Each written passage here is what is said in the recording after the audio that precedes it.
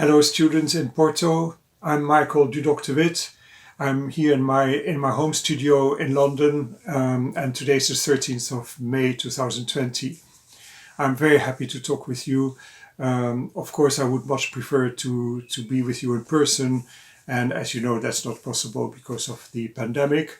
I hope sooner than later I will be able to come to Porto. But meanwhile, several of you have some questions and I'm very happy to answer them. Sarah Koens has kindly sent them to me. So the first question is from Leonor and Bruno, and they ask, how do you begin your creative process before starting a film? Well, it varies a lot from film to film, but obviously first of all, there's a period where the idea for the story is just turning in my head. This can take weeks, months, years. It's playing around in my head. And some of those ideas will never be used ever. Some of them will somehow come together and crystallize into a story. And there's a day where suddenly I feel, you know what? I really, really think this could make an interesting film. And at that moment, that's a very exciting moment. I may not have all the details, but I have the basic idea, and especially the ending that's important. So at that point, I do my research, I do some drawings of the final look of the film, the full color drawings, and I start writing a synopsis and a script. That's the traditional process. Because Leonor also asks me afterwards if I follow the usual pre-production process, like screenplay, storyboard, and so. Yes, I do. Not so much because out of obedience or loyalty or anything like that. It's just that it's the best method I can think of. And also practically other people expect that from you, so it's more efficient basically. Because if in an animation you change your mind very often. For the idea. You've got new ideas which are even better. If you change your mind while you are animating, that's very heavy. That's very you waste a lot of things that way. You waste a lot of time and as a consequence money.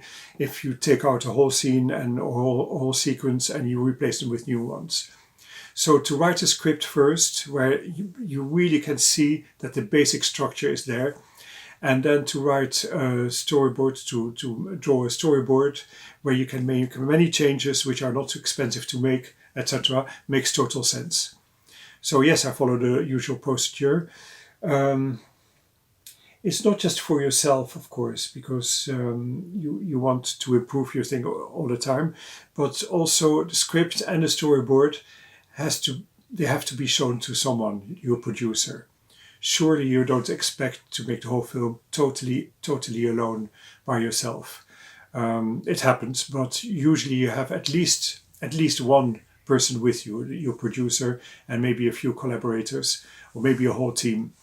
And the producer wants to see the script, wants to think about it, maybe wants to show it to other people, to funding bodies. So it's important. The script is important for that. Secondly, I would say if your idea turns in your head, that's great. You've got things happening. But once you start putting it on paper, that's when the film is born. That's when things start changing. That's where some of the ideas that sounded really good in your imagination, as soon as you put them on paper, you realize that they are maybe a bit weak or that other ideas are even better, etc. The same with the storyboard, of course. I like the storyboard to be simple and clear and not too unpleasant to read. Why? Well, I've been on selection committees for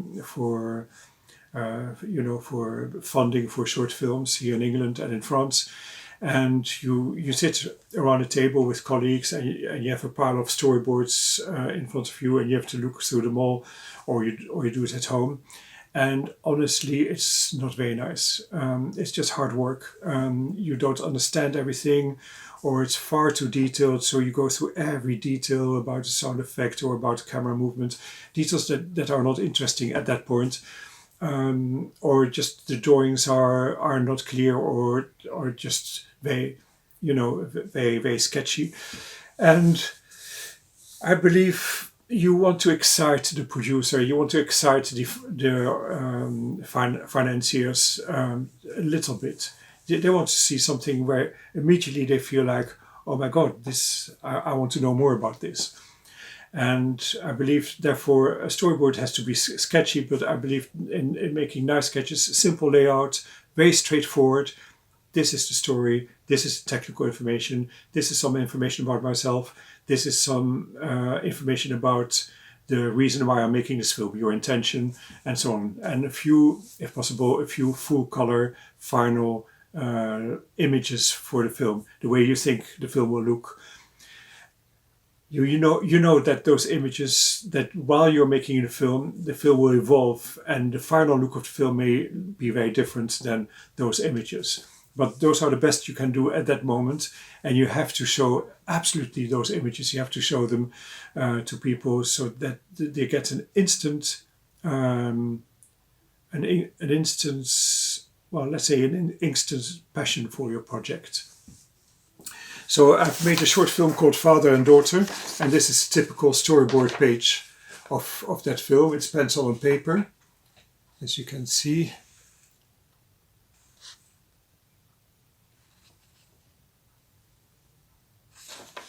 Very simple. On A3, because that's the size I drew the pictures in. I didn't want to draw too small. And then actually I drew them separately and I stuck them on sheets of paper. And very, very little text. The information slows things down, and it's often just simply not essential information. I tend to add the shadows already, simply because it's very much part of the strength of the film. The power of the film is the light and the shadows, and I really want it to be there. It's not much work, and immediately people get a better idea of what the film will look like. But of course there are all kinds of storyboards, very, very different, and this is not the only method, it's just an example. So Leonor also asks, what do you think of the future of 2D animation? Where do you think it's going? And do I have any important advice for young animators? Just like that, do I have important advice for young animators? Of course I do, but it's a lot. But I'll keep it short. But first of all, 2D animation. Well, 2D animation is going to stay, isn't it? In the 90s, and probably still now, there were people who believed that CGI was clearly going to take over. It has a lot of potential. It's very slick and clean and professional. It's easy to divide over a whole lot of people because the character, you stay on the character, and sometimes it's cheaper, but nowadays it's not necessarily the case. So, CGI is great, and they're fabulous films, but hand-drawn animation, 2D animation, hand-drawn animation, I really believe will always be loved.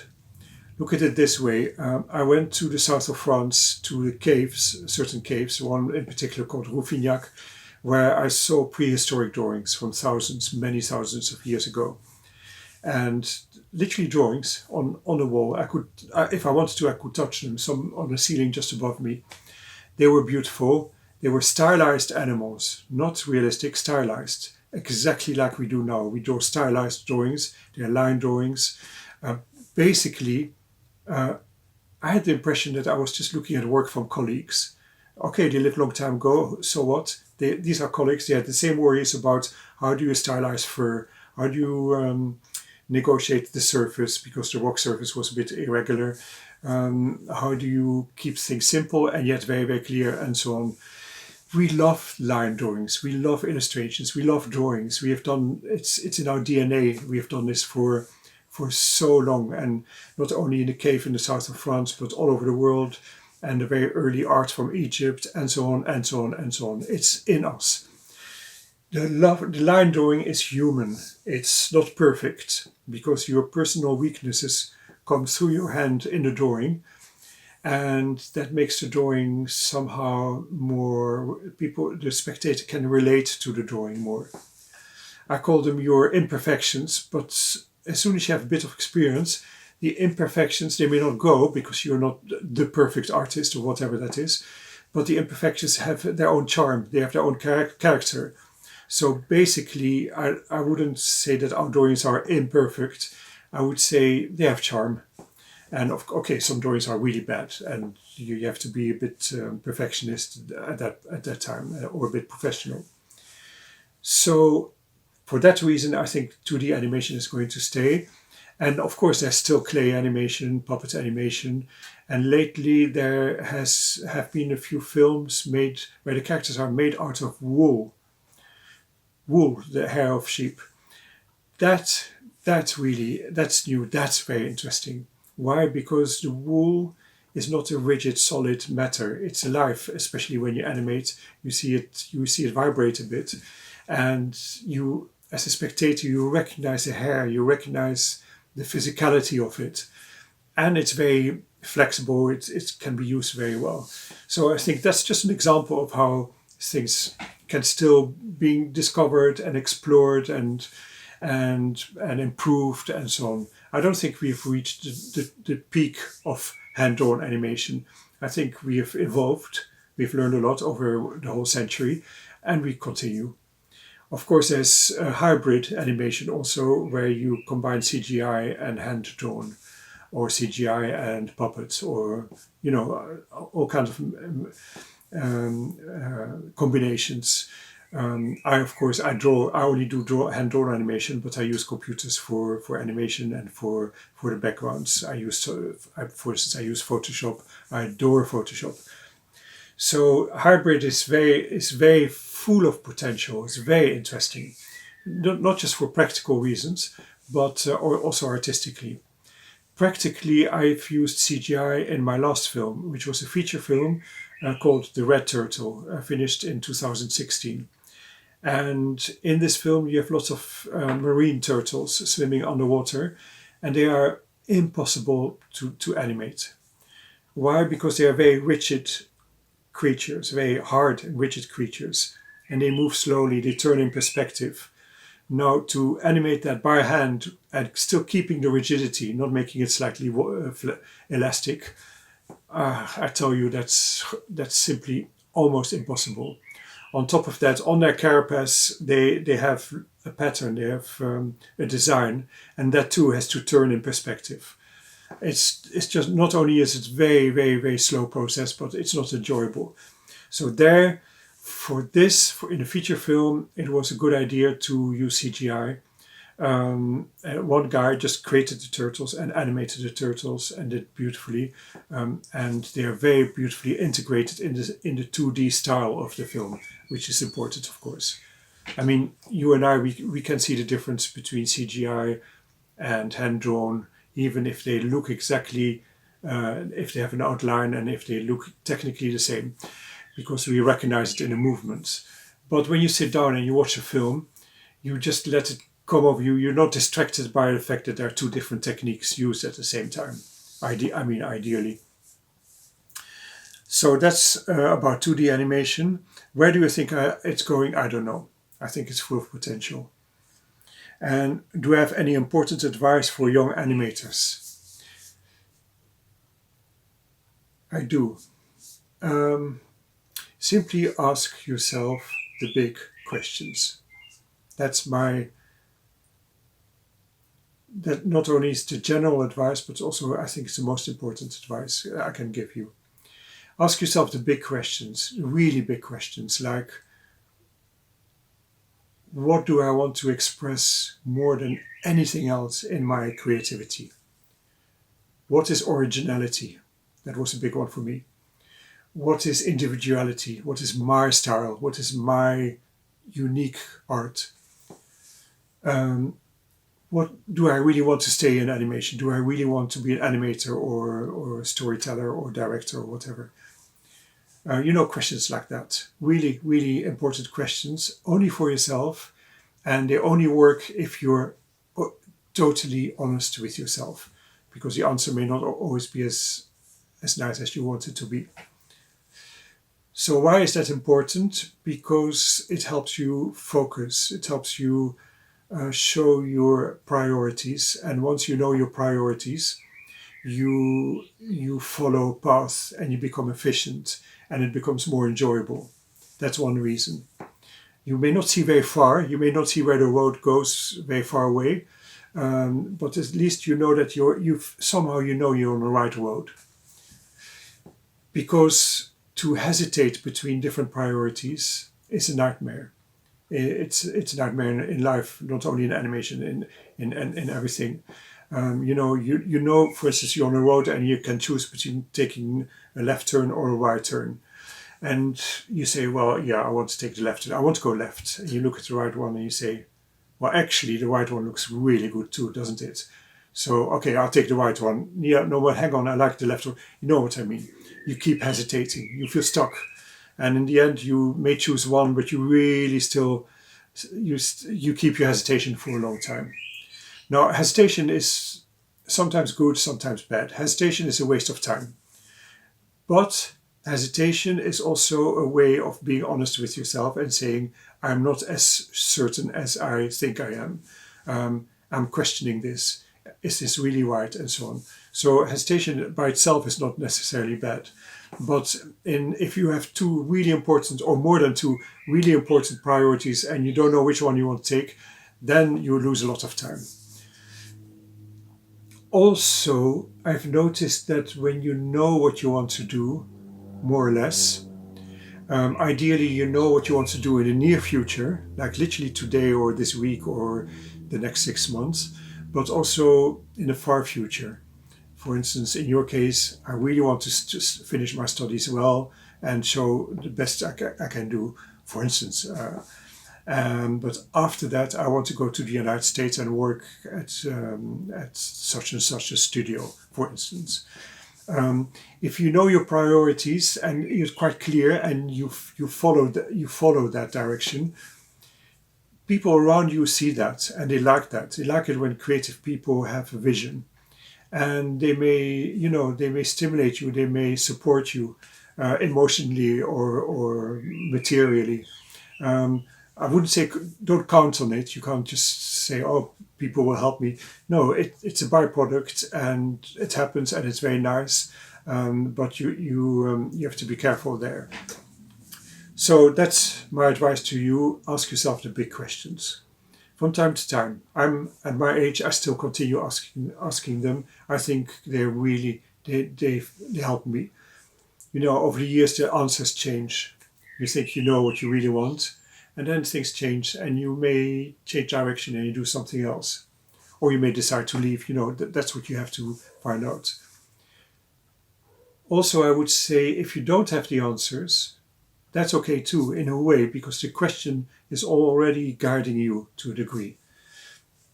You say, well, I'm not sure what I really want to express in my art, but I keep looking at it and I know what I don't want. Actually, I don't want to do that. But there are several things I do want. Somehow it's healthy to ask yourself those questions. A question from Maria. Maria asks about my process, because Maria, you tell me that the music is closely interconnected to the rhythm of my animation, and you ask me with which one do I start? Yes, music is often connected with my animation. In fact, that's one of the reasons why I've become an animator, because I could draw. I drew a lot as a child. I had a lot to learn, but I had a basic talent which I felt comfortable with. And then when I went to art college, I asked myself lots of questions like, what is my art? Will I go into painting or etching? Because I learned etching. And then suddenly it was obvious. I want to tell stories. That's what I want to. My art is narrative. I'm an illustrator. I'm not a fine art painter. I want to tell something in my story, in my art. And comic strips are my favorite. But how about animation, where you can combine music and illustration? Isn't that amazing? And also sound effects, very interesting, creative sound effects. So music was always for me a priority in animation. Sometimes it's almost like, I like this music, what is the film that I can bring to this music, rather than the other way around. In some films I used synchronization. For instance, my short film, The Monk and the Fish, which I finished in 1994. And there the animation movements and the music are highly synchronized, very, very, very accurately. It's almost like the animation is a dance to the music. And there, like with all my films, I can't start before knowing what kind of melody the film will have, what kind of choice of instruments, what kind of style of music. Could be jazz or classic or Renaissance or you know what I mean. And I was thinking of La Folia. La Folia is an ancient piece, is an ancient melody. It's so ancient that people don't know the exact origin. It comes from the Spanish, Portuguese area. That's all I found out when I chose La Folia. Maybe there's more information about it now, but I knew it came from your part of the world or from Spain originally, and it was just a beautiful folkloric melody, I think with a 3-beat rhythm. And many famous composers have taken that melody and have made their own variations on that melody. Like Bach, Marin, Corelli, Vivaldi, Rachmaninoff, and others. And have done that beautifully. And I'd heard that for the first time on the radio when I was a student. And immediately when I heard that, I thought, oh my God, this music could be really interesting for an animated film. Because it has a whole range of emotions. You can choose the emotion you want, because it's endless variation, and each variation has a different emotion. And it's a cracking good melody, and it's sparky and energetic. You could make really nice dynamic animated movements to that. So at that time I didn't know I was going to use it one day, but I kept it as an option. And then for The Monk and the Fish, I felt like straight away from the beginning, it needs La Folia. That's perfect. So I drew the storyboard with the melody in mind, all the time thinking of a melody, singing the melody, then drawing and so on. And I wrote in the storyboard very clearly instructions for the composer. So typically, like at this point, the melody is excited, and lasts for 9 seconds and 12 frames. Then there's an 8-frame silence. Then there's a melody which is very serene and quiet, which is much slower, which lasts for 22 seconds and 16 frames. Things like that. Of course, knowing that I would have to be a bit flexible, but I wanted to create already a very strong basic structure for the music. And I also put a selection of the best melodies of La Folia, mostly from Corelli and Vivaldi, on audio cassette. And I gave that to the composer, Serge Besset in France. And I asked Serge, do you know La Folia? And he said, well, of course. And I gave him the cassette. I said, here are my favorite pieces, which I think will work for The Monk and the Fish. And here's the storyboard with very clear indication of the structure of the story. So he took it a while he went back to his studio, he created the music and came back and I came and visited him at his studio, and he said, okay, I've made some music which I really like, but I had to change the structure a little bit of your storyboard, of the timing, because otherwise the melody couldn't fit in exactly at the right time. So yeah, he had his reasons. And which was fine. So I adapted my storyboard a little bit to his music. And then he made some changes to his music to come closer to the storyboard a bit more. And after a while we were finished. We had a musical composition. that he was totally satisfied with because it works for him, and that I loved. I thought it was excellent. And on top of that, it was perfectly ready to be used for the film because it was planned that way. At that point, I analyzed the music and I took all the highlights, no, not highlights, the accents, the very precise moments in the music that I could use for the animation. So, of course, the rhythm and some accents in the instrument. If suddenly a little flute goes very high, for instance, I wrote that down very precisely with the help of a software. And I used that to guide my synchronization with my animation. I animated to my notes. And so that's how the synchronization between music and animation came together. With my other films, often music was more of an ambience music. And there it's less important that the music is already composed before the animation. There can be some kind of first version before the animation phase, and then when the animation is finished, you give the complete animated film to the composer, so he or she can see exactly what the drama is of the story, the rhythm of the story, the emotions, and so on. And then the composer can make the perfect music for the film. The composer is limited to the animation, can't change the speed, can't change the order of sequences, obviously. But still, it's very handy for the composer to know exactly what the film looks like. These are my short films. For commercials, it was usually the advertising agency that took care of the music, because they wrote the story for each commercial. It was always written by the advertising agency. I try to make a commercial that looks really great. Then they say, good, now we're going to contact the composer and put the music on the animation. For my last film, which was a feature film, The Red Turtle, I didn't know what music I wanted. That was new for me. I was surprised. Of course, it's very different because it's not just one piece like for a short film. It's many different pieces throughout a long period, and also many moments of silence, of course. So there, I thought, okay, maybe I don't know yet what kind of music I want, but it will come to me. It will come later. It didn't come later. So I waited a few years. Overall, I spent 9 years working on The Red Turtle. I waited a few years, it still didn't come. I waited a few more years, it still didn't come. And finally, most of the animation was finished and colored. We had chosen our composer out of about a dozen composers, and his name is Laurent Pérez Delmar.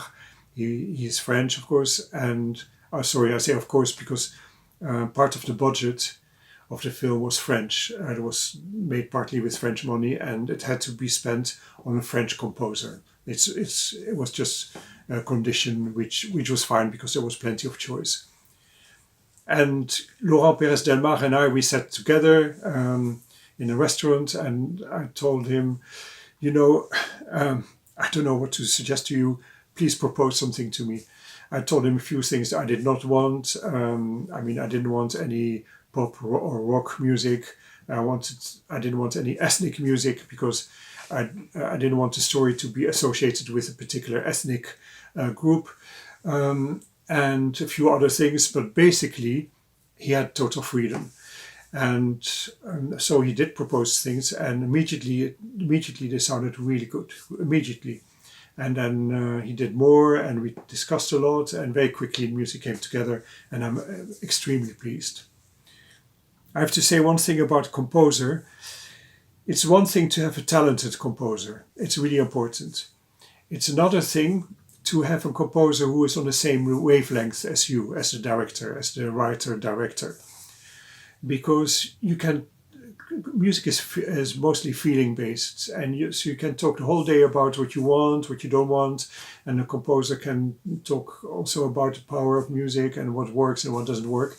And you agree and you're very pleased, and then the composer goes away and comes back with a result, and you listen to it and you think, yeah, that's not at all what I want.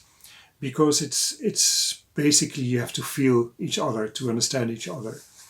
And that's not very unusual. I mean, that's what lots of collaborators do anyway. You try to feel each other so that you don't have to explain over and over again what you really want to achieve with your film, or they don't have to explain things either. Now, to have the right chemistry with a composer is bliss, because immediately you're friends, you do something amazing together, the composer will probably surprise you in a good way, etc. And it was for me with every film so far. I had only one bad experience with a composer where he had to get off my project and I had to find someone else. That's about music and what you call the interconnected quality between rhythm. Well, anyway, the connection between music and animation. Then there's a question from Daniel, and Daniel asks, how come you animate without words, more poetically, and in a way in which most emotions are portrayed by the body and rhythm, and not so much by the facial expressions of the character? Daniel, you also ask, who are your major influences? Okay, well, the last question is a big one, which I'm, of course, happy to share. The first question, how come I animate without words? You don't need words. You don't always need words. Sometimes you do, and it's perfect. It's a very strong dialogue or a very strong voiceover. And some films, you don't need voice. And if in those films, if you would put a voice on top, it would be too much information. It would be like killing the power of the film. So I wrote some stories.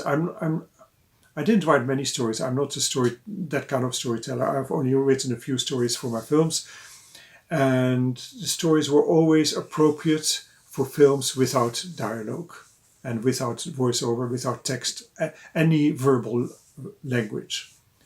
I had seen many films already in festivals which had no dialogue, and they were fantastic and they were exciting and they moved me deeply. And already it was obvious to me that films don't depend on the quality of the dialogue. I mean, sometimes they do, sometimes they don't. The film has many languages. It has the film language. I mean, literally, the editing, the timing language, and the camera movements and so on. It has the musical language. It has the sound effect language, which sometimes is much richer than the spectator realizes. And of course, it has the acting. The main character is acting, and the acting can convey a lot of emotions. With my last film, The Red Turtle, I thought it needed some dialogue because it's a feature film, and a feature film without any conversation is unusual. It's not impossible. I've seen good ones, but it's unusual. It's a challenge. And I thought it needed a few words, a few conversations, just for the clarity of the story. So in the storyboard and in the animatic, there was some dialogue. And my producers, they asked me, are you sure about dialogue? I said, yeah, because if we take dialogue out, it won't be clear exactly what he wants, for instance, or what he feels. But the producers, I'm thinking especially of, the film had quite a few producers, but some of them were from Japan. One of them I'm thinking of right now, Isao Takahata. He asked me, are you sure you want dialogue? And I said, yes, I'm really sure. And then the animatic was finished. It was approved. I was happy. The producers were happy. And there was a little break where they had to look for money. But the Japanese producers, Takahata, they contacted me and said, we've looked at the animatic and we think your film would be stronger without dialogue. So I protested. I said, I like films without dialogue. I like them a lot. But I'm worried that this film will be too confusing. Just at times, here and here and here. And they said, we think the film will be clear enough. They basically they wanted me to take dialogue out, but they didn't want to force me because they had a lot of respect for the director, which I mean, it was a huge honor for me. And in return, I asked them a lot of their feedback.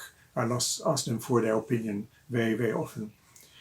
So I listened to them and I thought, well, if they think the story will still be clear enough if I take the dialogue out, damn it, they're right. Let's do that. And suddenly I felt very excited. I thought, this is a challenge that I really want to take up. No conversation. Some sounds, some coughing, some laughing, some breathing, sure. And it's nice, it creates empathy with the character. But let's not have any dialogue. And those scenes where the dialogue was most important, they have to be animated very carefully, but I think it's possible. So that's how the film was made, without dialogue. I've never regretted taking the dialogue out. It made the film also slightly more mythical, less literal and a bit more like a myth. And that, for me, that was an improvement on the film. Now, Daniel, you also say about the facial expressions of the character. It's true that I don't use close-ups very often. I've used them in my commercials, and when I come, I'll show you a selection of my commercials. And I've not used any close-ups at all in my short films. And in The Red Turtle, there's some medium close-ups, a bit like this video. So they come under different names, but basically where you can see the face quite clearly. I would say about this size, yeah. You can see the face quite clearly, but it's not really the close-up. And there are two reasons for that. First of all, close-up is a technique. It's a tool that you can use. It's a brilliant tool, and it's used most of the time very, very nicely. It's very interesting to see in live action, especially to see a face really close up. It makes the face more beautiful. And it's a tool, but you don't need all the tools. You select the best tools. And I think the emotions could be expressed through the acting very well. It doesn't need to see a sad face or a tear or the corners of the mouth trembling or something like that. Or a smiling face, obviously. You don't always need that. You can express it in other ways, of course, in the main one being the acting, but also the choreography, the composition, the presence of music, etc. Often I even find that the voice of the actor speaking is not fitting 100% with the animated character. So it weakens the character a bit when I watch films, of course. So I think it's a big talent to find the right voice for the right character and make them blend so beautifully that you totally believe that they belong together. But in my case, so far, yes. So sorry, I've come back to the use of dialogue, but the same with the close-ups of faces. Your faces are stylized in animation. You can't draw real faces. Obviously, they're too complex and too rich when they move. There are lots of little micro messages in your face. So to simplify a face and to show that face really close, that is challenging. Sometimes it's perfect, it's fine. Especially it's very stylized, like in The Simpsons. You don't mind seeing a big face for a little moment. But sometimes it just feels a bit like artificial. So that's the other reason why I don't do close-up. And the main reason is I don't use close-ups because I feel that the character belongs in his or her environment, always. That's my style, that's my taste.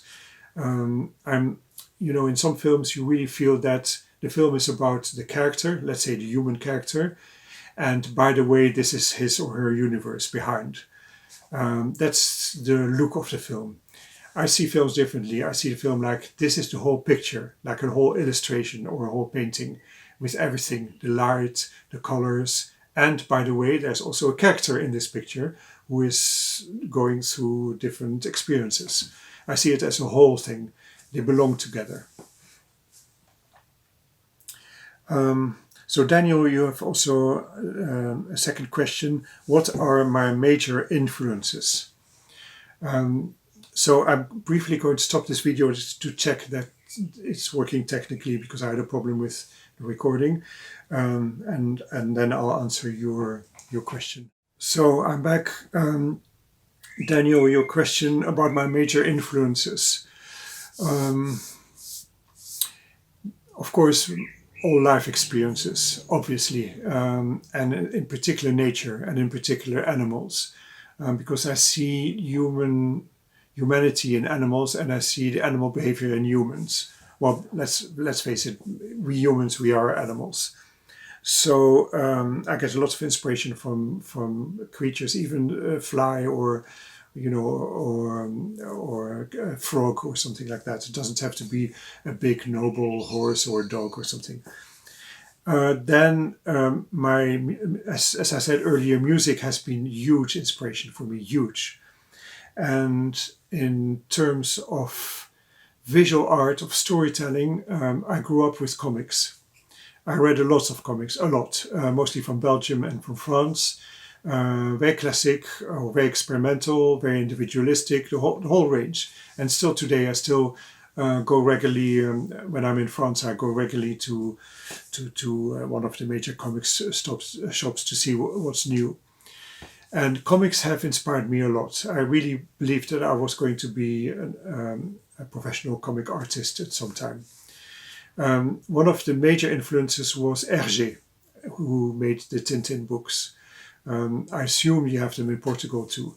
They are quite old. I mean, some of them really old, but somehow they survive well. They are strong. They have got strong stories. Some of the jokes have dated, but some of them are still very, very strong. And the design is nice, and there's elegance and wisdom in those books, which I can see. I'm thinking, for instance, of Tintin in Tibet. If you have seen my film, The Red Turtle, you will see that I've been influenced, design-wise, I've been influenced by Hergé's books, Hergé and his studio. Also other comics, Blake and Mortimer by Jacobs, and more recently, this is about 17 years old, a comic drawn by Guibert. I don't know if you know this. It's called The Photographer, and it has several names because it's about a photographer called Le Mercier. Lefebvre. Oh gosh, sorry. Anyway, one of those names. Sorry, I get confused now. A photographer who went with Doctors Without Frontiers, Médecins Sans Frontières, to Afghanistan to take photos of the doctors at work when they are treating the wounded people, because there's a war there with Russia. It's very, very remote. It's very basic, and it's very intense and very exotic. And this photographer took lots of photos, then came back to France, and together with the illustrator, they made it into a book. The illustrator took the photos and transformed a lot of them into drawings. Some of the photos are kept as photos. And the story is just utterly, utterly amazing, because it's true, and it's just an amazing. It has a whole range of emotions, and it's an amazing universe. And you can see some of the drawings, some real photos and some drawings, and so on. So this has been a huge influence. It's called The Photographer, and it may be with a different cover now, because it comes in 3 books, and I think now it comes out in 1 book combined. Then there is a Japanese manga artist, a comic artist that I like very, very, very much, called Taniguchi, Hiro Taniguchi. Very simple, quite realistic, and most of his books are not about samurai. They are more psychological. In fact, they are more Western in a way. because they focus much more on very fine psychology. Just to give you an idea, black and white drawings. Gio Taniguchi doesn't live anymore. He passed away a couple of years ago. I had the huge fortune to meet him and to show him the work in progress of the Red Turtle while we were working on it. He came to visit the studio in France, and we had it was beautiful moments. I'm such a big fan of his work, and that was a big influence to me. Now this book, it's called The Man Who Walks, or The Man Who Walks Alone, or The Walking Man in English. And basically it's about a man walking in the streets in a part of a Japanese city, probably Tokyo, and just looking around him and just noticing things and just being amused or being intrigued by things. And basically nothing is happening. And yet it's totally fascinating. You're totally taken by what's happening. Which I think is extraordinary to create a whole book about that. He made many, many other books also. Lots of them have very strong adventures. I was playing with the idea of making a film out of this book. I seriously thought about it. I thought, wow, imagine translating a Taniguchi story to animation, to an animated film. But then I thought about it and I thought the book is so strong, the film would be much weaker.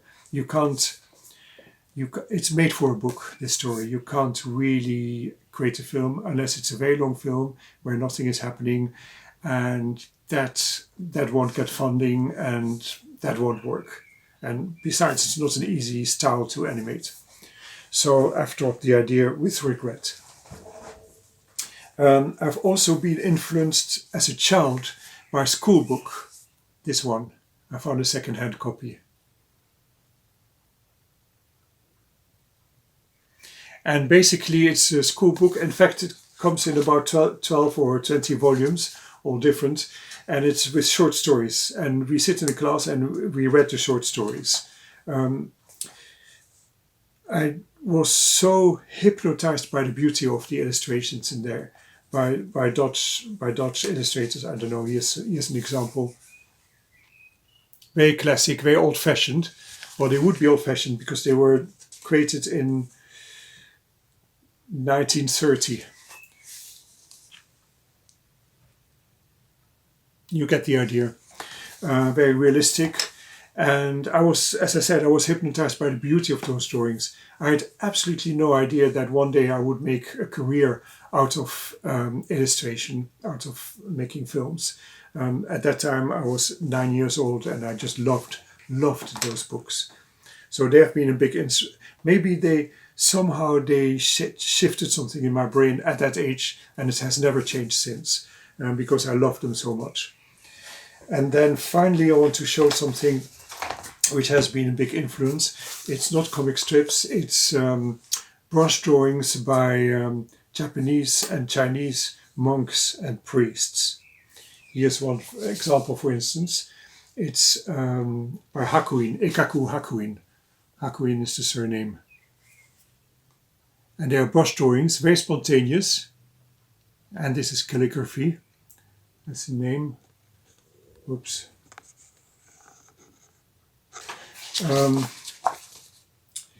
These are Buddhist monks and priests, and they have a very spontaneous way of doing calligraphy and of doing drawings with a brush. I mean, I'm doing like this, but of course they hold them like that. And they're fresh, they are raw, they are alive, and yet you can see that they are not naive. They are highly mature. They're made by mature artists. Here's another one, for instance, which is humorous, by Lantembo.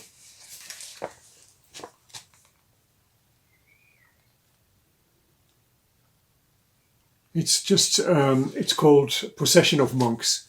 You see monks walking towards you and you see monks walking away. That's the name, Lantembo. I saw these artists, and there's a third artist called Sengai. I saw these artists when I was about 24, 25 years old, and at an exhibition, and I bought the book at that exhibition, and I was bowled over because for the first time in my life, and probably the last time, I felt this is me. Now I found the style I want to have when I'm creative. That's what I felt. And not literally me, because it's not my culture. I can't paint like that. That's not the point. It's not literally copying the style, but the essence of this art, which is spontaneity, simplicity, and same time maturity. Somehow it's not a paradox. It sounds like a paradox, but it's not. When I saw that, I thought that's my path. Now I know what I want to do. Because before that I was trying all kinds of different styles with excitement, but somehow I wanted to know what I'm really good at. And on top of that, the Chinese and Japanese and Koreans have a high sensitivity for empty space in their images. We often call them, in English, negative space. I prefer to call them empty space.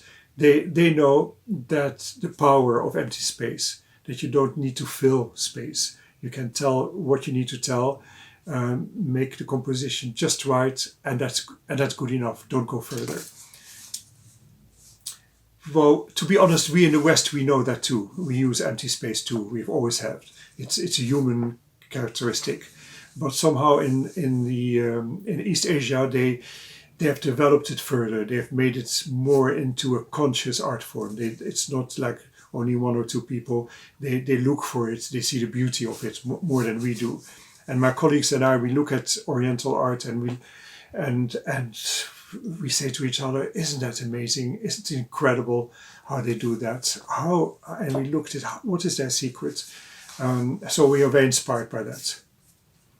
I wanted to say something. Yeah. There's probably a parallel, because I often think of music when I animate, because they have a lot in common. You need big doses of feeling and big doses of technique and intuition, and somehow they all have to come together. And to me, in a way, this art that I showed to you is equivalent to the blues. I'm very fond of the blues. I play the blues myself. That's my hobby. I need to. It's my therapy, if you want to. And the blues is sophisticated. It's mature. It's emotional, and yet it's very raw and simple and direct. So of course, when you see this, you don't think of the blues, but they have something in common. That's what I'm searching for when I'm creative. So. Daniel, just in case you want to know who has been my inspiration in animation, I immediately have to mention Yuri Norstein. Yuri Norstein is a Russian who lives in Moscow. He's old, but he is very, very alive, still working on a film. Will he finish this film? We don't know. He's been working on it for decades. It's called The Coat, or The Overcoat. I had the great joy of meeting him about 2 years ago in Russia. I even visited him at his studio, which is also his home. And he doesn't speak English, but we had an interpreter. We didn't talk much, but we were just together. For me, that was good enough. I'm hugely grateful to the inspiration his art has given me. And I've told him that. I've also told him that publicly in a class in Russia. So why? Because the first time I saw his work was in 1975 at a festival in Annecy, animation festival, and I saw his short film, The Heron and the Crane. And it was so well made, and it was so poetic, and it touched me so deeply. And there was this beautiful Russian voiceover, and there was this really nice and dynamic animation. I thought, like, oh, this is amazing. But then that film stayed with me. I saw many, many beautiful films since, but that film stayed with me more than any other film. It's now my number one film. He also made a beautiful film called The Tale of Tales, and Hedgehog in the Fog. And I express my admiration for his work. Obviously, I'm not alone. A lot of my colleagues love his work. The big directors from Studio Ghibli, Miyazaki and Takahata, love his work as well. There was something I wanted to say about that. I forgot. Anyway, there was something I want to say about it. That's been one of my main inspirations. And another one was Frédéric Bach, a Frenchman who became Canadian and who made the film The Man Who Planted Trees. It's about half an hour long. He didn't write a story, but he made a famous story by Jean Genot into a film. And that's been one of my favorite films ever also. I often think of those films when I'm thinking of new stories. And I've been inspired by many, many other short films. I have to mention another Russian, Igor Kovalyov. Igor Kovalyov, more or less my age, has made many short films, which are just oozing with character. They're so powerful, they're so special, they're so personal and so eccentric and beautifully drawn. And on top of that, he is a master of sound design. He used professional sound designers, but you know that it's him behind the professional sound designer, basically. So Igor Kovalyov, I can very strongly recommend. So thank you for that question, Daniel. I mean, I wish I had more time because there's so many things I want to show you. Ines has a question.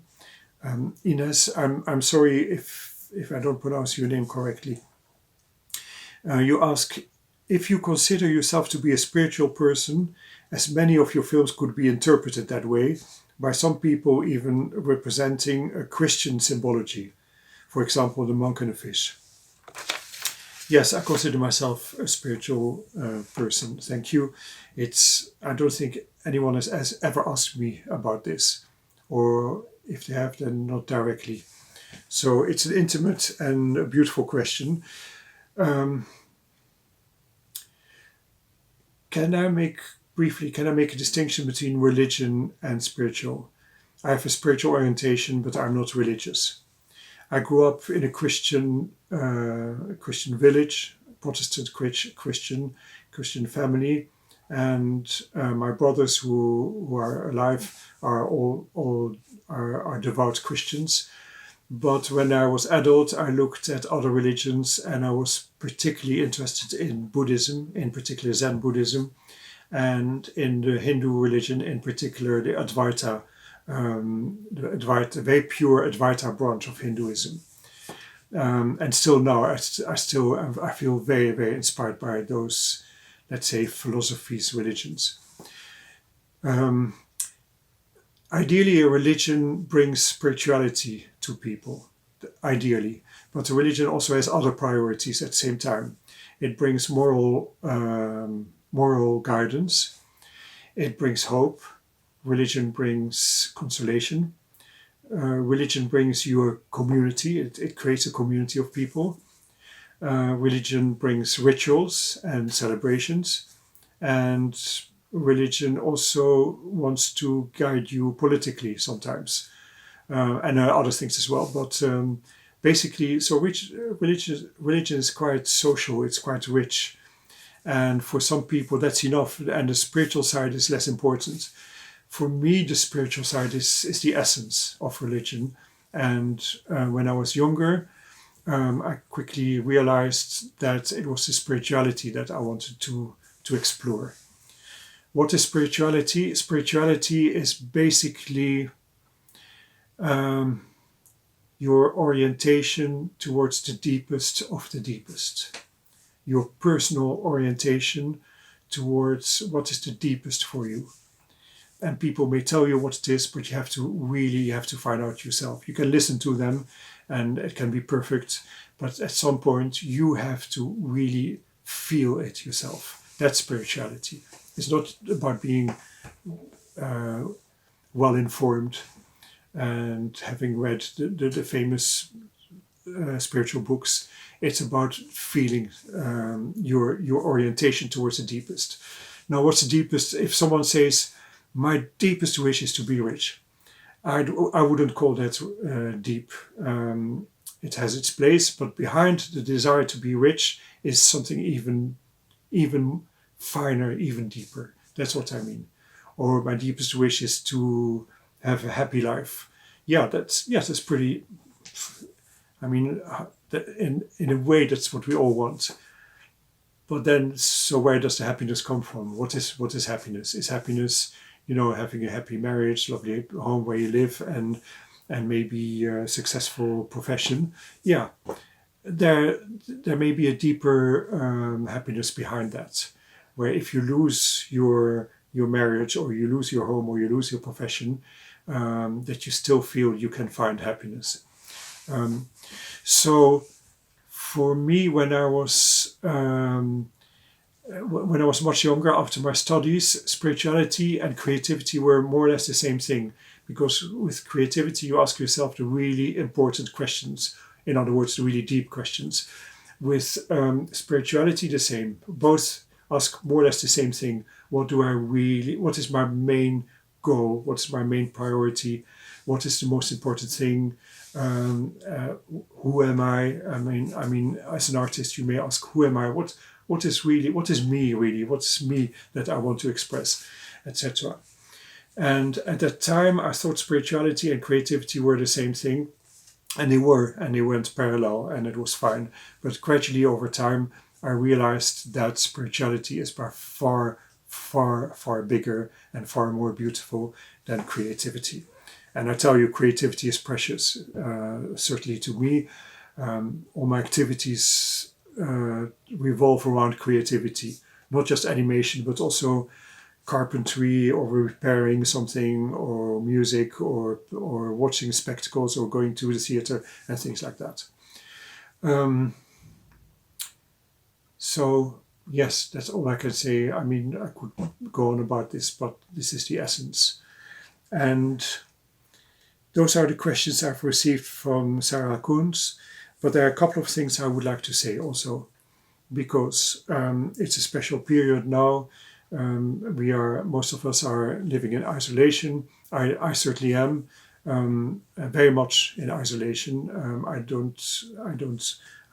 Here in England, the number of people who have died from the virus is huge. It's the highest at this moment. It's the highest in Europe. So for this moment, I can't go to meetings or to events and be with groups of people. Which is fine, but for lots of people it's really tough. There's a lot of anxiety in the air all over the world. There's a lot of anger. There is a lot of people have lost someone close to them, or are worried about losing someone. And a lot of us can't be in touch with people who we love, but who simply are too far away. We can't be with them. Well, that's not easy. So I would like to say something there. In case, I hope I'm wrong, but in case some of you are having a difficult time right now with your isolation. So I would say what we in our animation industry really like doing is to go to festivals. That's where we connect with people, and that's where we are challenged and surprised, etc. Not just to see the films, but just to be with creative people. Because if you have been to a festival, you have noticed it's not about the big artist and the little artists or things like that. It's about all of us. We are working crazy hours. We are working. We're passionate about this. We may even earn very little money. Our work may not be very popular with the majority of people, only for a small group. And so on and so on. We are all in it together. There are no big egos like in the live action film industry, where you have famous stars and famous directors. So there's a nice, relaxed, and normal, down-to-earth friendship at festivals. And a lot of animators, let's face it, a bit bigger than average. A lot of animators are introverts or shy. I mean, a little, of course, not pathetically, but we are a bit introvert or a bit shy, with many exceptions.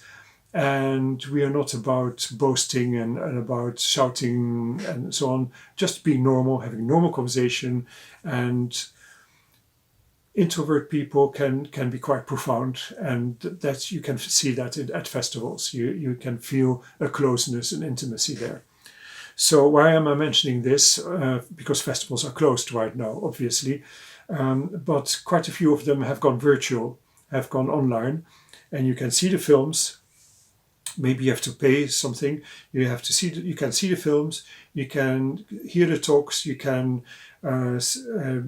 probably participate in some workshops, in some chat rooms or the equivalent. Basically, you can be part of the festival indirectly like that from your computer. And you can meet other people who are in a similar isolation as you are. And that helps you if you feel cut off from the animation industry. That's I can recommend that. I've not done it myself, but I've spoken 2 days ago with someone who has looked at the Stuttgart festival in Germany, and he said it's really you can really participate very much in the festival. And next month is the festival of Annecy in France, and then there's Hiroshima, and basically every country has at least one festival in the Western world and in the Far East.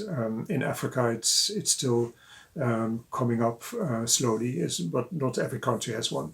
So there's a lot to choose from there. I can recommend that so that you feel part of the animation community, which is really very, very friendly. Then, secondly, I would say to those who say, yeah, I'm isolated and I want to make my film, but I don't have the tools because I can't go to the place where the tools are. Suppose you're making a stop motion film and you don't have the right camera and the right situation to make your film. Obviously, that's a problem. But typically, many colleagues and we like to experiment with different tools. That's very normal in our environment because we want to change, we want to try something new, and we also notice that some tools are much easier for us than for other people, so it becomes our tool and so on. So I would say for those who are a bit stuck without the best tools, use any other tools, experiment with new ones. Just draw a storyboard, explore stop motion with record it on your phone. Use food as for coloring, food stuff for coloring. I've done that. I've made a whole film made with tea, for instance, very, very concentrated tea, of course. You can try other things for the moment, just to keep yourself busy, keep yourself creative, because creativity is a little bit like with music. Professional musicians, they keep playing even when they are not in front of an audience because they have to keep it alive, the technique alive. I don't know if you heard, but there's a little noise coming from under the floorboards here. You won't believe this. My studio is a wooden house in my garden. This is my space. Under the floorboard is a space, and there's a family of foxes living there. 2 parents and 7 baby foxes. 4 of the baby foxes have died. I think they're being killed because London foxes there are too many foxes in London, and the local government poisons foxes.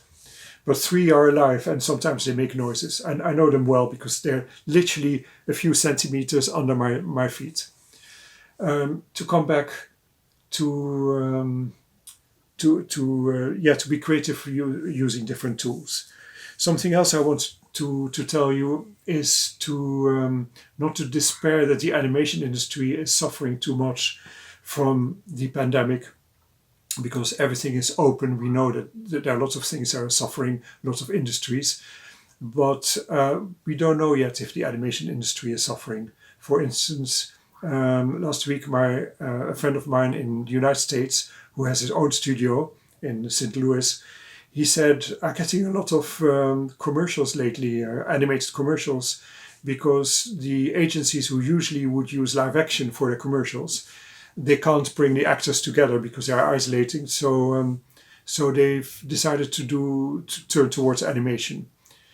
I've also spoken with a teacher of animation who teaches at the Middlesex University just north of London. And he spoke with the students, and what did he say? Yes, he told his students, there are series being made, animated series. There are projects which have started long before the pandemic, and they need animators, they need people. There's still work. There's no down yet in animation. It may come, but at this moment there's still work. So maybe maybe the advantage of animation is that if you have the right tools like a Cintiq or a pad, you can work from home, or just with one or two friends together in a special space. So maybe the animation industry won't suffer as much. I don't know, but I'm just saying this. Then I can say one more thing, and that's your passion. If you are in a situation where your inspiration is low, where you don't get enough ideas for your work, where you feel you're a bit blocked, which I can't blame you. I'm not very creative myself right now. I don't have much anxiety. I'm okay right now, but it's a strange time, and so I'm doing other things which I prefer to do. I'm repairing things and writing and so on. But if you are blocked for animation and you don't know how to get inspiration, there are many things I can recommend, but I'll just give you one. Usually it's a good idea to go to a concert or a performance that is inspiring. Not because they say it's inspiring, not because you think it's inspiring, because you know that you have a passion for that music. I mean, it's not fun, it's not interesting, it's much more than that. It's a passion for you. So go to a concert, modern dance, opera, musical, circus, whatever it is, just to feel that passion, to be in a zone of bliss, if you can. And of course now you can't, all the theaters are closed, but you can find things online. It's not the same thing, I know. But find things that you feel passionate about, poetry, concerts online, a good film, novels, of course comic strips, whatever, any art form that really wake up the passion in you. Because when you're creative, you go to the same source of passion. It's the same thing, only it feels differently when you're creative. But if you see, for instance, if you read a poem and you think, oh my God, this poem is so amazing, that may stimulate you in your own creativity.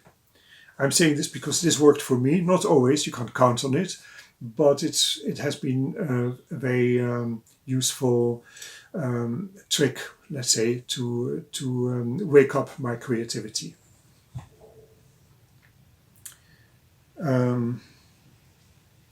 There's one thing I wanted to say about that passion. Yeah, no, I think that's all. Of course, there's much more, and I hope to meet you soon to tell you in person. So, listen, thank you so much for listening so long to me, to my really long answers to your questions. I'm just looking forward to be in Porto. The sooner, the better. All the best.